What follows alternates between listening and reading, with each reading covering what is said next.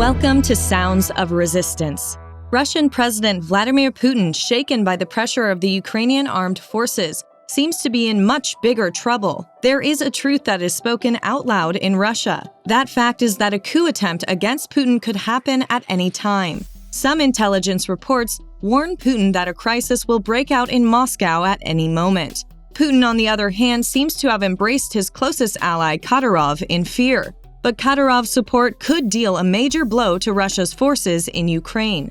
Thousands of Chechen fighters are reportedly sent to Moscow to support the Russian National Guard as fears of a coup attempt against Vladimir Putin grow. The National Guard is an internal military force that reports directly to the President of Russia. It was established in 2016 to fight terrorism and protect public order. The force is currently led by Viktor Zolotov, a former bodyguard of the Russian leader.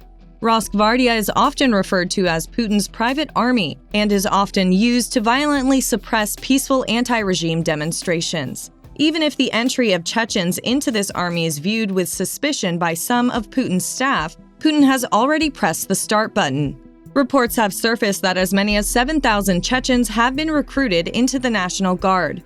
This deployment led to speculation that the Russian despot feared growing public unrest and a possible coup attempt from his elite. Putin has experienced such fears many times, especially in the last period. Many assassination attempts planned for him and his staff were foiled. At the same time, anti-Putin partisans in Russia openly threatened Putin and said that they would dethrone him.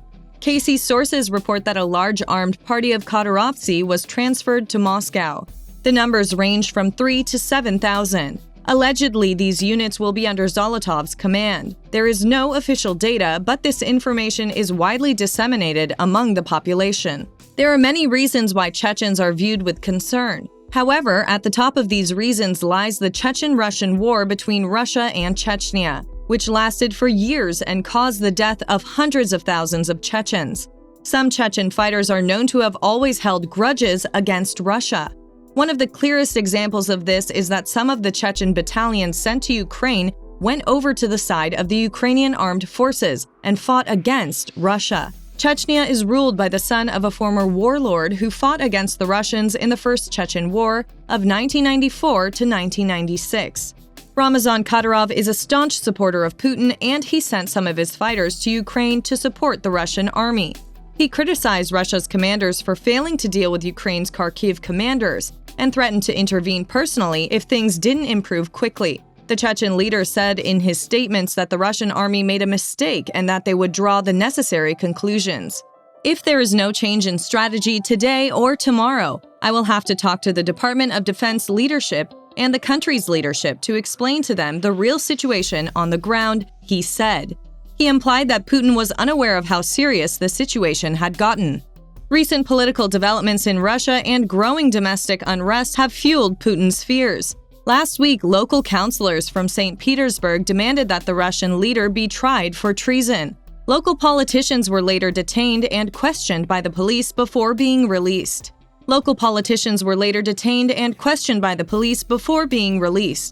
Dmitry Palyuga, one of the councillors from the Smolensky district, said that he and his co-councillors received a lot of support from the public for their actions. He said that after being called to the police, they were asked if they regretted their decision of treason, but they never regretted it.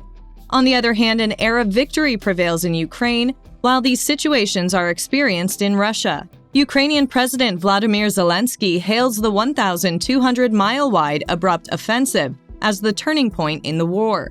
Vladimir Putin, on the other hand, suffered his worst failure since Russia abandoned its crackdown on Kiev, as he said that Ukraine had liberated 1,200 square miles. Moscow abandoned its main fortress in northeastern Ukraine on September 10th, when one of the main fronts of the war suddenly collapsed after the Ukrainian forces made rapid progress. Izium in Kharkiv province was Moscow's worst defeat since its troops withdrew from the capital Kiev in March.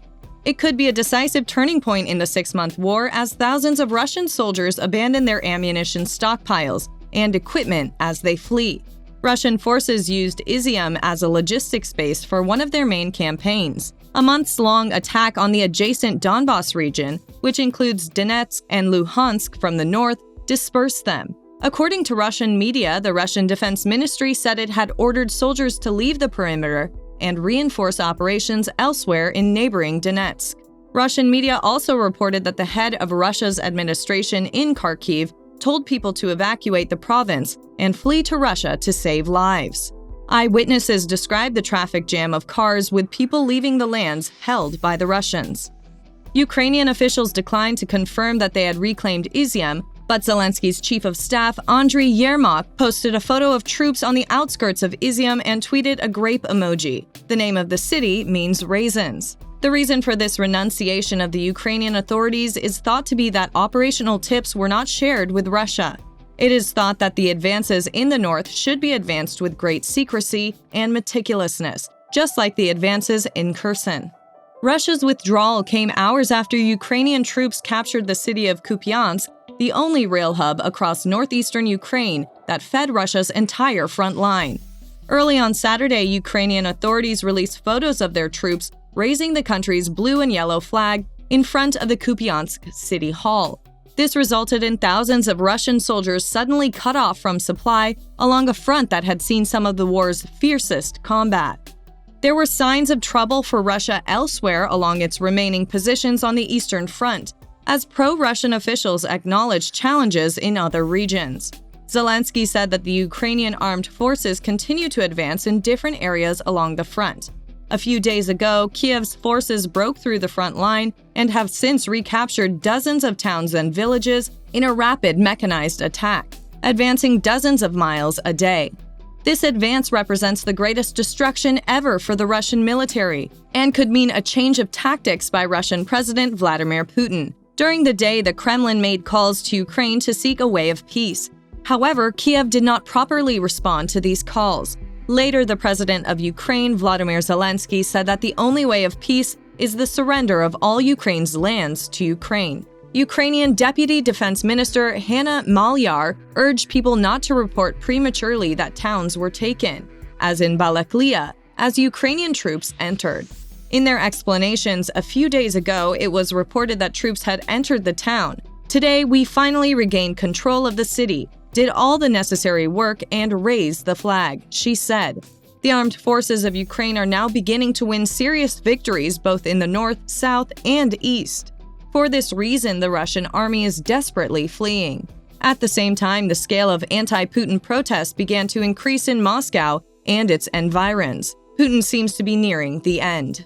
The spokesman of Sheikh Mansour Battalion, one of the Chechen battalions, Islam Belokiev, made striking statements about his preferences in Ukraine and summarized the relationship between Chechnya and Russia. Belokiev said that this war is a repetition of the tragedy in Chechnya.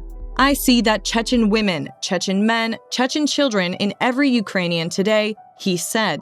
Born in 1989, Belokiev grew up in the midst of a series of brutal civil wars in one of Russia's southernmost republics, and remembered the devastation he and his generation's children knew until he left Chechnya in 2004. Belokiev said, "On the way here from Poland, I saw a group of children from an orphanage crossing the Ukrainian-Polish border. This made me very emotional. And then I remembered the children who had fled Chechnya and were looking for some kind of safe haven."